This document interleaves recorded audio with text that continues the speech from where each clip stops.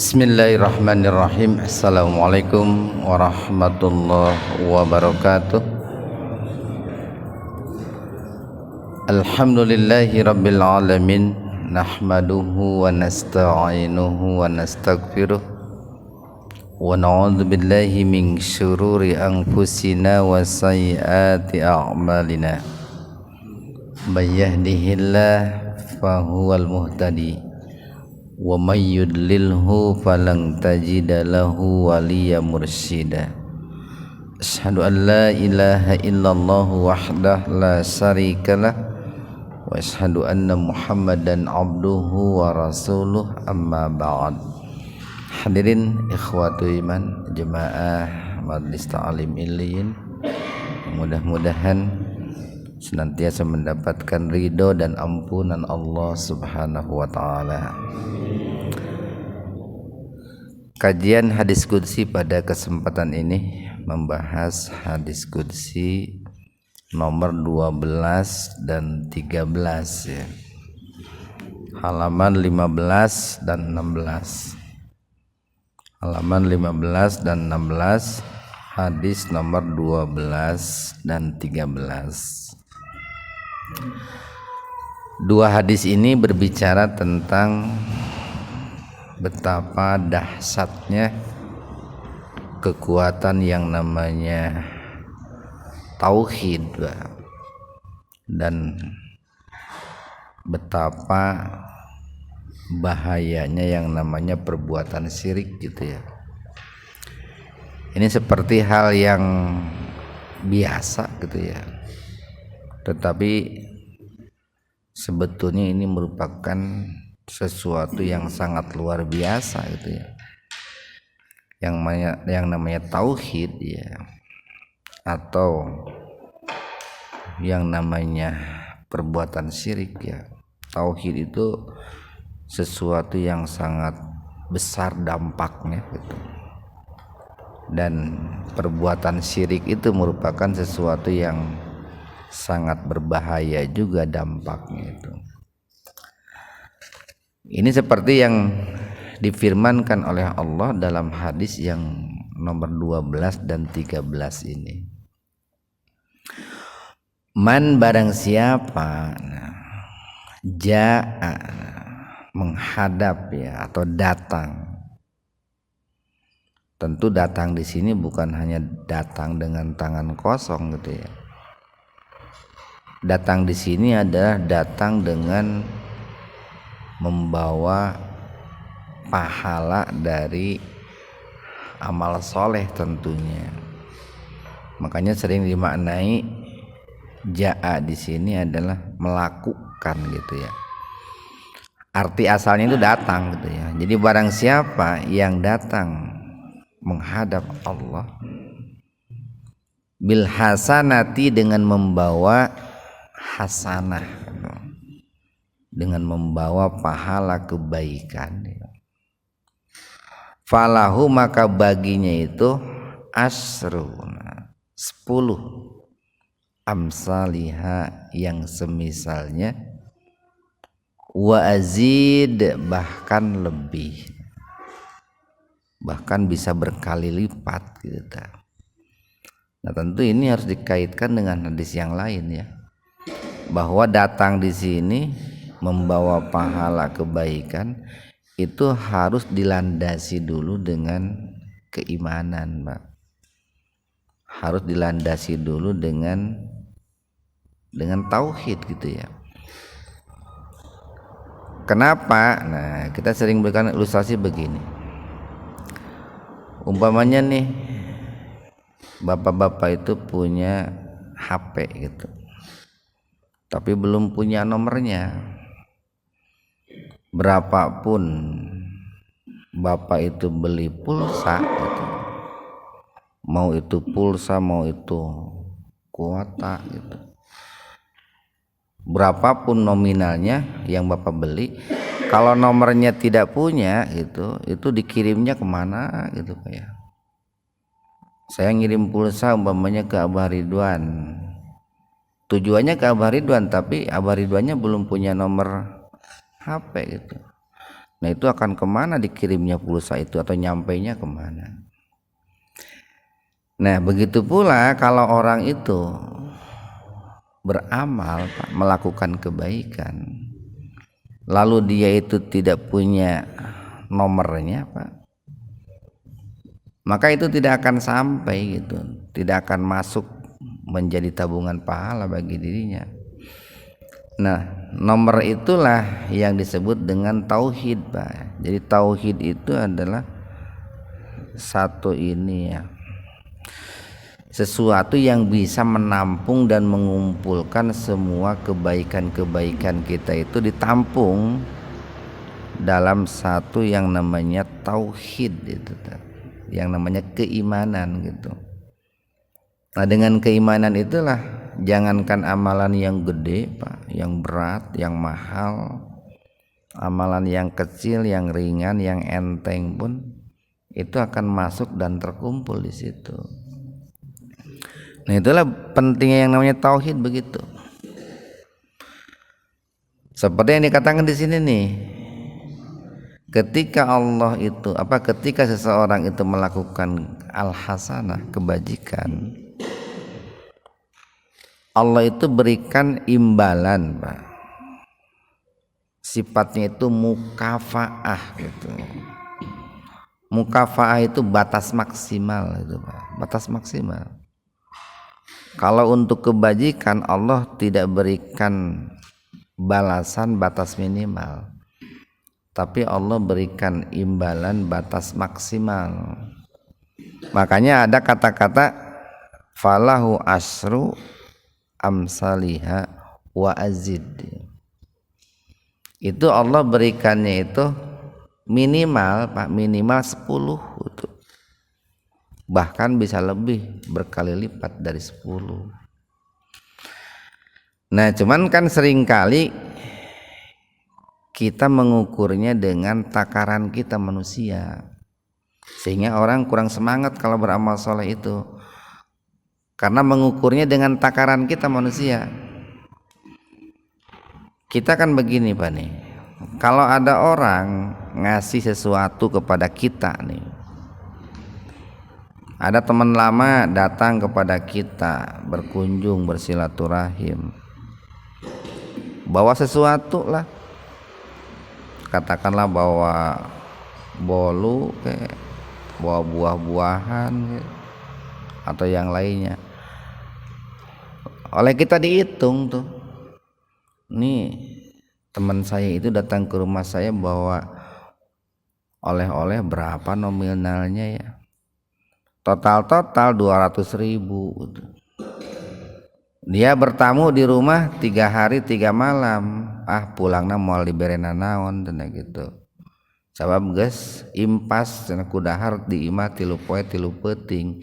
Itu kalau ukurannya kita kan. Tapi kalau dia tidak bermalam 3 hari 3 malam, tadi bawa oleh-oleh 200.000, ayeuna dipameulikeun deui 200.000 deui. Nah itu.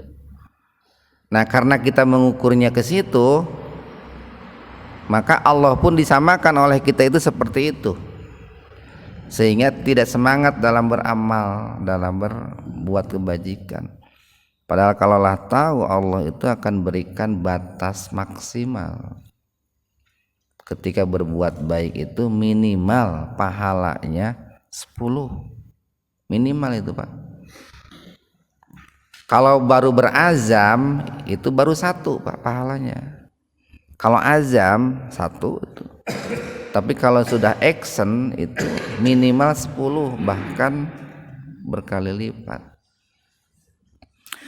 Berikutnya nih, waman dan barang siapa jaa yang datang, maksudnya sama tadi, datang menghadap Allah dengan melakukan atau membawa bisayyiati, keburukan.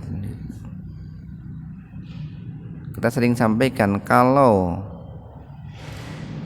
keburukan di Al-Quran atau hadis menggunakan kata sayyi'ah, itu para ulama mengatakan bahwa sayyi'ah di situ adalah keburukan-keburukan yang ini, yang tingkatannya itu kecil gitu Pak.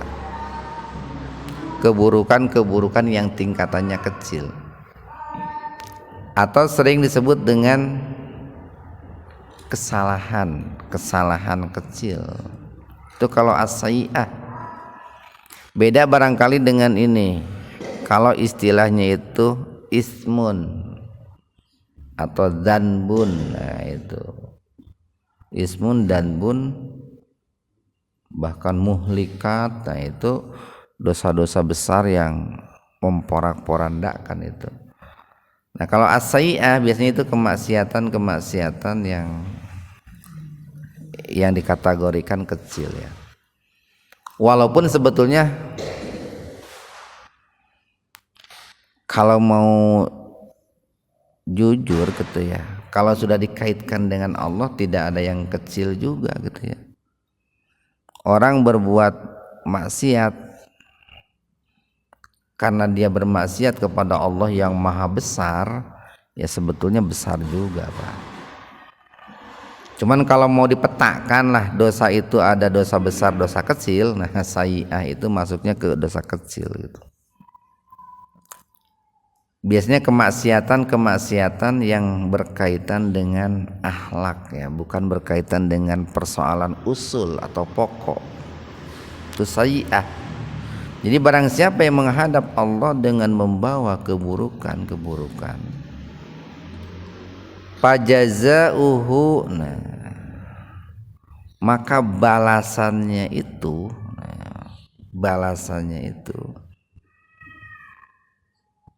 sayyi'atu, nah itu adalah keburukan misluha, yang semisal. Jadi di sini nggak ada kata-kata asru amsaliha, tapi misluha gitu. Sayyi'atu misluha, berbeda dengan yang pertama tadi Pak. Jadi balasan dari Allah itu adalah yang semisalnya, au bahkan agfiru, aku kata Allah akan mengampuninya. Nah ini Pak. Jadi kebalikannya Pak, kalau orang berbuat buruk nih, tapi keburukan di sini bukan menyangkut akidah Pak, menyangkut akhlak muamalah, makanya menggunakan sayyi'ah. Kalau keburukannya itu perbuatan syirik, nggak ada maaf itu Pak. Lagi nih, kalau keburukannya itu perbuatan syirik, mensekutukan Allah, itu tiada maaf. Tapi sayyi'ah di sini adalah selain menyekutukan Allah Pak. Jadi kalau orang datang nih dengan membawa satu kesalahan, satu dosa, kemaksiatan lah. Barangkali ada orang yang senang teh ngeceng gitu Pak. Nona ngeceng begini. Kata bagus aki-aki cunihin gini gitu ya. Itu kan maksiat itu Pak. Tapi dia tidak mensekutukan Allah Pak. Nah, itu oleh Allah tetap akan diberikan balasan sebagai bentuk pertanggungjawaban dan kemahaadilan Allah. Tapi balasannya itu satu, semisal, sebanding dengan keburukannya. Bahkan bisa jadi diampuni Pak. Catatannya selama dia tidak mensekutukan Allah itu. Catatannya itu.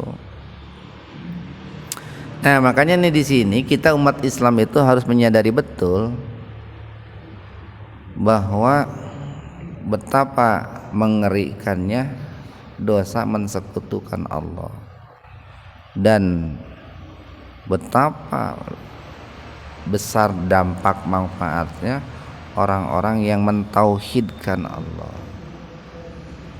Kita sering sampaikan begini nih, mestinya umat Islam itu lebih takut kalau batal syahadat ketimbang batal sholat dan puasa gitu. Orang batal sholat ya tinggal wudhu lagi Pak, ulangi lagi sholatnya kan begitu. Lagi sholat tiba-tiba keluar angin, ya tinggal batalkan sholatnya, ambil wudhu, ulangi sholatnya. Orang bulan Ramadan batal saum dengan udzur syar'i ya tentunya, safar atau sakit, ya tinggal diqadha di hari yang lain kan, dan itu tidak akan merembet kepada pahala dari kebaikan yang lain. Orang batal sholat tidak akan merusak pahala zakat. Orang batal saum tidak akan merusak pahala haji, Pak. Tapi kalau orang itu batal syahadat, semuanya hangus itu. Pahala sholat hangus, pahala puasa hangus, zakat hangus, haji hangus. Kenapa? Ya kan pondasinya, Pak. Pondasinya. Jadi kalau saya berikan ilustrasi lain begini. Katakanlah Islam itu bagaikan air yang ada dalam botol nih, air dalam botol. Itu paling bawah itu syahadat, Pak. Air paling bawah itu syahadat. Air berikutnya sholat, air berikutnya puasa, air berikutnya haji ya. Sholat, zakat, puasa, haji. Kalau nih orang itu batal puasanya, yang bocor di atas nih, Pak, di atas. Yang di bawah zakat, sholat itunya nggak bocor, tetap airnya nggak habis itu tuh. Tapi kalau orang itu batal syahadatnya kan di bawah, Pak, di sini. Sekalipun bocornya segede jarum, lama-lama air itu akan habis. Nah itu pahala sholat, zakat, puasa habis itu. Kalau syahadatnya bocor, habis itu, habis. Nah makanya hati-hati dengan yang namanya perbuatan syirik, mensekutukan Allah itu. Kita lanjutkan nih. Waman, dan barang siapa taqarraba, yang mendekatkan diri minni terhadapku, shibron. Shibron itu ini jengkal, Pak. Jadi barang siapa yang mendekatkan diri kepadaku itu shibron, dengan hanya satu jengkal gitu, Pak. Jadi begini, orang mendekatkan diri kepada Allah itu kan modelnya, caranya, tingkatannya beda-beda, Pak. Ada orang yang mendekatkan diri kepada Allah itu barangkali samili, Pak. Bukan dekatnya samili, bukan. Ininya, kualitasnya, Pak. Kualitasnya, atau biar tidak salah paham, kualitasnya itu barangkali ada yang 1%, ada yang 2%, 3%, 10%, 20%, nah itu. Jadi beda-beda orang cara mendekatkan diri kepada Allah. Ayat mendekatkan diri kepada Allah dengan sautad gitu, Pak. Sautad deh. Ada yang 1 jengkal. Kalau di sini shibron itu 1 jengkal. Ini luar biasanya nih. Mukafaahnya Allah memberikan batas maksimal atas pahala kebaikan itu. Jadi orang mendekatkan diri 1 jengkal. Apa imbalan dari Allah? Taqarrabtu, maka aku akan mendekatkan diri minhu kepadanya dhira'an, 1 hasta, Pak. 1 hasta. Jadi Allah berikan imbalan yang lebih kita. 1 hasta itu kan ukuran dari ujung jari, Pak, dari ujung jari sampai sikut. Nah itu hasta. Itu kan mungkin 2 kali lipat, 2 jengkal lebih itu, Pak, 1 hasta itu. Ya kurang lebih kalau umumnya orang Indonesia mungkin sekitar 45 cm. Kalau untuk ukuran fisik orang Indonesia itu sekitar 45 lah. Bisa lebih bisa kurang tergantung postur fisiknya Pak. Nah jadi kalau kita mendekatkan diri kepada Allah hanya 1 jengkal, maka imbalannya Allah akan mendekatkan diri kepada kita itu 1 hasta. Ilustrasinya begini, orang ngasih zakat, infak, sedekah itu Pak, ikhlas gitu, ikhlas, Allah berikan imbalan 10, 100, 700, bahkan berkali lipat. Nah itu Pak, kita sholat subuh barusan 2 rakaat paling 10 menit berjamaah di masjid. Nah itu Allah berikan batas maksimal 27 derajat Pak, 27 derajat. Nah itu manusia kalau berpikirnya seperti itu, umat Islam berpikirnya seperti itu, maka dia akan semangat untuk sholat berjamaah di masjid. Dan jangan berpikir derajatnya kita, derajatnya ukuran Allah sama dengan derajatnya ukuran kita. Nah gara-gara orang itu berpikir bahwa derajat 1 derajat di sisi Allah sama dengan 1 derajat dalam ukuran kita, tekabita tak ke 27 derajat itu, padahal beda tuh. 1 derajatnya itu bagaikan langit dan bumi kan begitu. Kita lanjutkan nih. Waman dan barang siapa taqarraba mendekatkan diri minni kepadaku dira'an 1 hasta, tadi dari jari, ujung jari ke sikut, taqarrabtu maka aku akan mendekatkan diri minhu kepadanya ba'an, sedepak, sadepa. Nah gitu ya. Kita mendekatkan diri nih Pak dengan sholat kita, dengan zakat kita, dengan puasa kita, dengan haji kita.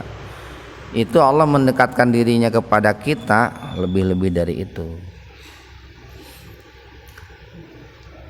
Waman dan barang siapa atani yang datang kepadaku yamsi berjalan,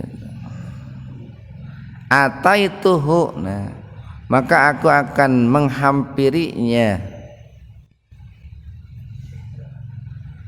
harwalah. Nah itu harwalah ini berjalan cepat. Kalau yamsi itu tamasya gini, kita sering mengatakan tamasya. Nungarana tamasya itu bepergian dengan santai, dinikmati gitu. Itu yang namanya tamasya. Jadi lamun ayeuna tamasya Bapak itu piknik bahasa kita Pak. Piknik Bapak teh lulumpatan bawa mobil teh, lain piknik eta makan jadi capek ka dituna. Jadi perjalanan itu dinikmati, kita keindahan itu dinikmati, itu namanya tamasya. Cuang tamasya yuk jalan-jalan. Nah, jalan-jalan bawa mobil, bawa motor siga nuker balapnya mau resep atau gitu Pak. Itu tamasya.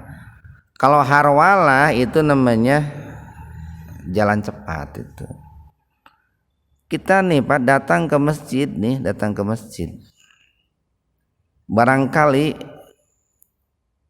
waktunya itu hampir mepet gitu ke sholat. Kan macam-macam Pak, orang datang ke masjid macam-macam. Ada yang datang ke masjid untuk sholat berjamaah itu 10 menit sebelum adzan, 5 menit sebelum adzan, 1 menit sebelum adzan, aya nu keur adzan, aya nu beres adzan, aya nu geus erek qomat kakarek datang gitu.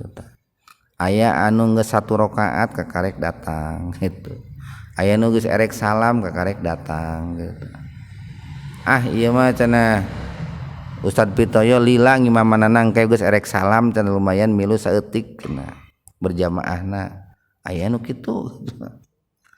Yang penting dia akan mendekatkan diri kepada Allah. Nah, itu Allah akan mendekatkan dirinya kepada kita tergantung sejauh mana kita mendekatkan diri dan seperti apa kita mendekatkan diri kepada Allah. Ini lamun kolot baheula Pak, kolot baheula ieu mah kan kolot ayeuna. Kolot baheula mah lamun poe Jumaah gitu nya, poe Jumaah arinitna teh ti jam 10 geuning Pak, jam 10 geus cara nukul, cara nukul geus salat intidor Pak. Salat intidor itu salat menunggu imam khatib naik mimbar gitu. Silahkan mau berapa rakaat saja Pak. Jadi yang namanya hari Jumat nih, selama imam itu belum naik mimbar, Bapak mau sholat 2 rakaat, 4 rakaat, 6 rakaat, 8 rakaat, 50 rakaat juga silahkan gitu. Itu namanya intidor. Ketika imam naik mimbar berhenti Pak, udah berhenti itu. Tapi kalau ada orang yang terlambat datangnya, imam sudah khutbah, dianjurkan untuk tetap salat 2 rakaat Pak, dalam rangka menghormati masjid lah, memuliakan masjid. Ayo oge anu salat mah cuma 8 mungkin 22 tapi diikuti dengan qiraatul Quran gitu, atau berzikir, berdoa. Nah kan beda-beda tuh tingkatan orang mendekatkan diri kepada Allah, datang kepada Allah. Kayak gini lah, nggak jauh beda Pak, cuman tidak sama ya. Kita nih katakanlah sebagai orang tua atau sebagai anak paling gede, itu barangkali akan memberikan respon kepada adik-adik kita, itu tergantung bagaimana sikap dan respon adik kita terhadap kita. Jadi kalau bisa mah Pak, respon kita terhadap Allah gitu kudu namanya istilahnya teh pastabikul khairat itu, berlomba dalam kebajikan gitu. Siga ini kayak api menyambar bensin gitu kan. Jadi entong kawas api menyambar air gitu, parem kan gitu. Jadi kalau melihat peluang pahala dari Allah itu harus bersegera gitu Pak. Kita lanjutkan nih. Waman, dan barang siapa lakiyani menemui aku bikurobil ardi. Kurob itu nih penuh itu Pak ya. Bikurobil ardi, sepenuh bumi, khotiatan, kesalahan. Khotiah itu hampir mirip dengan sayi'ah itu Pak, kesalahan yang sifatnya kecil itu khotiah itu. Tapi ada catatan nih, la yusrik bi sayi'ah, sementara dia tidak mensekutukan aku dengan sesuatu apapun itu. Ada yang menafsirkan begini, barang siapa yang wafat, meninggal, kan meninggal itu kita menghadap Allah Pak, menemui Allah tuh. Lalu orang yang bersangkutan itu memiliki dosa sepenuh bumi lah gitu. Cuman dia tidak mensekutukan Allah tuh. Apa nih jaminan dari Allah? Laqituhu, maka aku akan menemuinya bimisliha, dengan yang semisal. Maksudnya sepenuh bumi juga, magfirah, ampunan. Catatannya la yusrik billah, tidak mensekutukan Allah. Nah maka orang-orang yang tauhidnya bagus, mereka tidak rela kalau negeri kita ini dipenuhi dengan simbol-simbol kemusyrikan gitu Pak. Dulu simbol-simbol kemusyrikan itu sudah dikubur dalam-dalam gitu ya oleh para wali itu ya. ayeuna digali deui gitu Pak. Aya situs anu cenah. Aya situs anu cenah. Aya patung anu di ditu kapanggih deui cenah. Puguh baheula teh dikubur eta teh. Ayeuna digarali deui gitu. Nah, ya memang Pak kalau dicari mah di museum Pak. Kalau dicari mungkin saja ada tulisannya bahwa di daerah anu itu dikubur patung ini, patung ini, patung ini. Nah, lalu ada orang yang mencari tahu itu, mencoba untuk membuktikan, digali, pas ketemu wah kan langsung diabadikan, langsung direnovasi lain sebagainya. Padahal dulu kan dikubur oleh para wali itu dalam rangka memberantas kemusyrikan itu. Sekarang dibangkitkan lagi untuk mendongkrak perekonomian yang lagi lesu katanya. Jadikanlah tempat wisata Ngalarcis, Malayar geuning Pak. Jadi lamun geus urusan jeung piduiteun hese gitu. Hese. Nu penting mah duit teh gitu. Terkadang orang ngeresep untuk meramaikan tempat-tempat seperti itu. Nah, kita lanjutkan nih. Satu hadis lagi. Ma mujadalah. Nah, ini maknya mak nafi, Pak. Ma mujadalah. Tidak ada bantahan. Enaknya itu kalau dalam redaksi bebas loncat itu Pak. Jadi ma mujadalah ahadikum fil haqqi yakunu lahu fid dunya. Nah, bi asadi. Nah, begitu Pak. Ma mujadalah bi asadi ya gitu. Itu kalau ingin memahami lebih mudah begitu. Jadi ma mujadalah tidak ada bantahan. Tidak ada sanggahan. Ahadikum salah seorang di antara kalian fil haqqi terkait kebenaran atau tentang kebenaran yakunu lahu yang menjadi miliknya fid dunya di dunia bi asadi itu lebih keras mujadalatan dari bantahan minal mu'minina dari kalangan orang-orang beriman li rabbihim terhadap Rabb mereka fi ikhwanihim tentang ikhwan mereka saudara mereka alladzina yang udkhilun nar dimasukkan ke dalam neraka. Jadi begini Pak nih, kita kan di dunia seringkali ada orang yang berselisih, berseteru, berbantah-bantah, gitu, berdebat, bahkan menggunakan pihak-pihak terkait gitunya dalam rangka untuk memenangkan satu kasus perkara duniawi, bawa backing, bawa preman, bawa nanti orang kuat gitu Pak. Itu dalam rangka untuk memenangkan duniawi kan Pak. Semakin kuat backingnya, nah, itu berarti bantahannya semakin kuat Pak. Ambisinya untuk memenangkan duniawi itu semakin besar Pak, kalau orang semakin kuat backingnya. Nah, itu tidak ada apa-apanya Pak, tidak ada apa-apanya bila dibandingkan dengan bantahan seorang mukmin terhadap Allah kelak di yaumul akhir, terhadap saudara mereka yang dimasukkan ke dalam neraka gitu Pak. Jadi kalau ada nih orang dimasukkan ke dalam neraka, lalu dia itu seorang mukmin Pak, seorang mukmin oleh Allah dimasukkan ke dalam neraka karena kemaksiatan nih, karena kemaksiatan.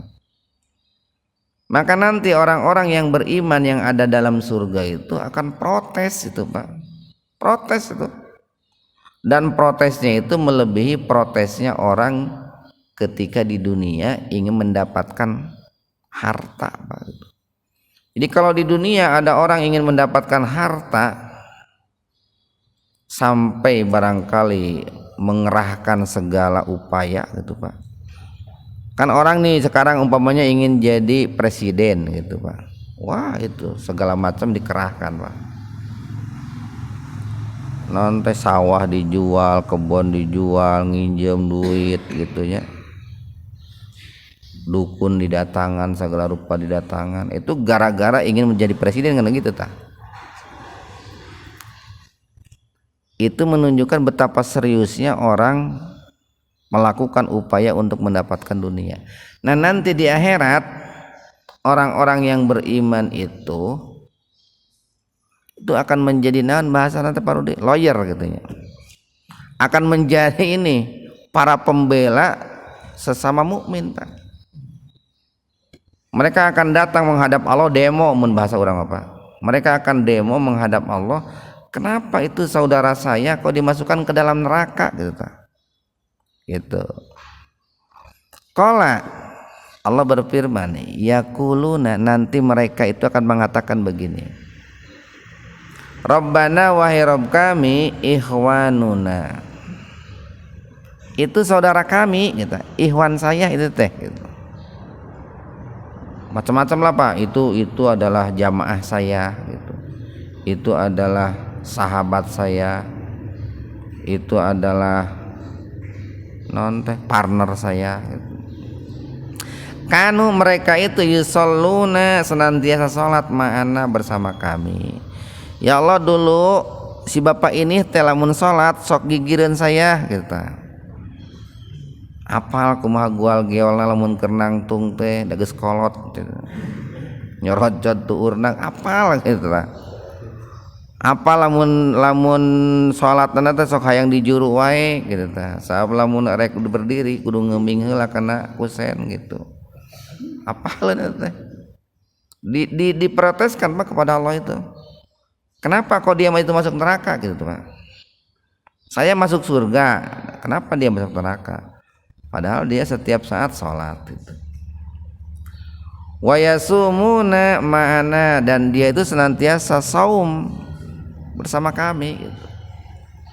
Saya itu tahu nih sahabat saya itu Ramadannya saum Ramadannya bareng gitu. Saum Senin Kemisnya bareng gitu. Buka naoge bareng gitu Pak. Wa yahujjuna ma'ana, dan mereka pun berhaji bersama kami. Ibadah haji sama gitu. Satu kloter, satu kamar malah gitu. Fa'ad khaltahum annaro, tapi kenapa orang-orang tadi itu sahabat sholat saya, sahabat saum saya, sahabat haji saya, kenapa engkau itu kok masukkan ke dalam neraka? Qala, fayaqulu, kemudian Allah berfirman. Ini Pak, betapa luar biasanya Allah nih. Catatannya tadi jangan menyekutukan Allah Pak nih. Qala, Allah berfirman nih, idhabu, pergilah kalian, fa akhriju, dan keluarkanlah oleh kalian, man, siapa saja, arabtum, yang kalian ketahui, minhum, daripada mereka. Nah itu luar biasa nih, Allah memberikan kewenangan kepada orang-orang itu untuk memberikan syafaat Pak, memberikan syafaat. Jadi bapak-bapak di sini ini bisa diberikan kewenangan oleh Allah ketika masuk surga untuk memberikan syafaat kepada saudaranya yang lain yang dulu sholat bareng, puasa bareng, ngaji bareng, haji bareng. Kalau ada di antara mereka ini, kalau ada yang masuk neraka, Allah berikan syafaat tuh. Silakan pergi dan keluarkanlah mereka, orang-orang yang dahulu kalian kenal, tahu akan keimanannya, ketakwaannya, ibadahnya, dan keluarkanlah dari dalam neraka itu. Ini kan luar biasa nih Pak nih. Betapa pentingnya persahabatan yang diikat oleh keimanan dan ketakwaan. Makanya kan Allah berfirman, ta'awanu 'alal birri wat taqwa. tolong menolonglah kalian itu dalam kebajikan dan ketakwaan. Nah makanya rugi Pak, rugi kalau orang di dunia itu bersahabat dengan ahli maksiat. Di samping tidak akan, ya mereka kan tidak mungkin mendapatkan kewenangan untuk memberikan syafaat di akhirat. Yang ada malah akan memberatkan kita Pak. Kita lanjutkan nih. Payatunahum, kemudian mereka sahabat-sahabatnya itu datang mendatangi neraka. Fayarifunahum, dan mereka mengenal sahabat-sahabat yang ada dalam neraka itu bisuwarihim, yaitu dengan suar itu kan gambar Pak. Jadi tahu nih, oh nih yang si bapak ini dulu wajahnya itu seperti ini gitu. Tampilan fisiknya seperti ini, itu kenal banget gitu, kenal banget. Eta teh baheula teh si bapak anu gitu. Itu teh si bapak anu gitu. Faminhum, dan diantara mereka yang sedang berada dalam neraka itu ketika ditemui oleh sahabatnya itu, man, ada orang akhadathu annaru, yang disiksa oleh api neraka itu, ila sampai asnapi sakoihi, yang waktu itu ada yang disiksa oleh api neraka itu sampai betisnya gitu, dibakar oleh api neraka itu oleh betisnya. Jadi pas ditemui Pak, pas ditemui oleh sahabatnya ketika di dunia, sahabat dalam kebaikan, dia itu berada dalam neraka sementara apinya itu sedang membakar sampai betisnya. Wa minhum, dan diantara mereka man akhadtuhu ila ka'baihi, ada yang disiksa ya, man akhadathu, ada yang disiksa sampai ininya ka'baihi, ini lutut, aya nugas baru sampai betisnya dibakarnya itu, ada yang baru sampai lututnya gitu. Payukhrijunahum, lalu mereka sahabat-sahabatnya itu mengeluarkan sahabatnya yang ada dalam neraka itu. Kan diberikan izin oleh Allah Pak, sok dari itu jeung keluarkan gitu. Makanya disinilah kita pentingnya Pak bermajlis dengan orang-orang yang soleh dalam rangka mendekatkan diri kepada Allah gitu. Komo lamun poe Sabtu makan ngaji teh bari disuguhan bakwan ku parudi gitu teh. Enak kan gitu. Teu kudu mayar ngaji teh kan gitu. Pahala menang, sahabat menang, insyaallah potensi syafaat dari sahabat di yaumul akhir itu besar gitu, Pak. Rabbana, nah lalu nih orang-orang yang tadi sahabat-sahabat yang mengeluarkan sahabatnya yang ada dalam neraka itu, Rabbana, wahai Rabb kami, qad akhrajna, kami telah mengeluarkan sahabat-sahabat kami, man amartana. Jadi man itu sahabat-sahabat kami Pak.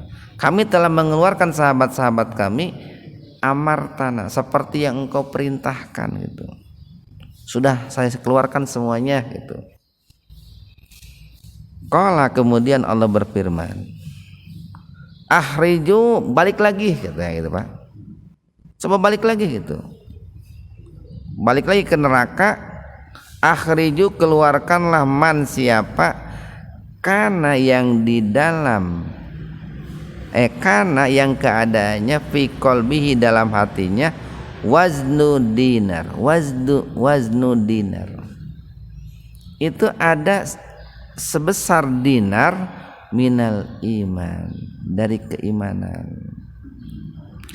Kalau tadi Pak, kalau tadi nih Allah berikan izin kepada orang-orang beriman yang masuk surga untuk mengeluarkan sahabat-sahabatnya yang ada dalam neraka karena mereka memiliki amal soleh Pak.